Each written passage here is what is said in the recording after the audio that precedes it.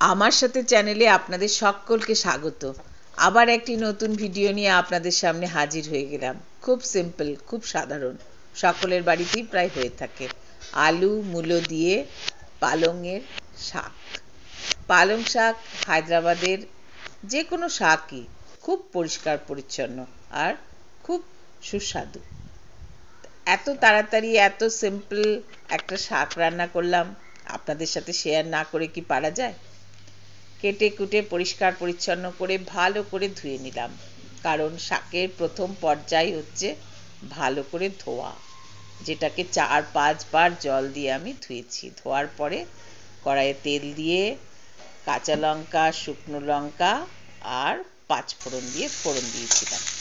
ফোড়ন দিয়ে এবারে আলু মূলো যেটা কেটেছি সেটাকে দিয়ে দিলাম।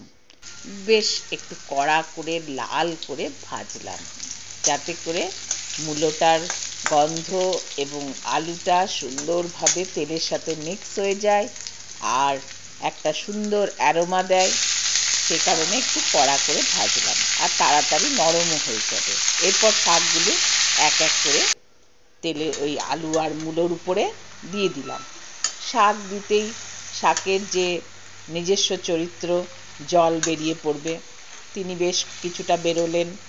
সেই জল দিয়েই আবার তার মধ্যে নুন আর হলুদ দিলাম।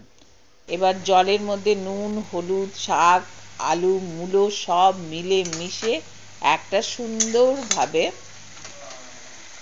মিশ্রণ তৈরি হলো। এবার এটাকে ঢাকা দিয়ে দিলাম।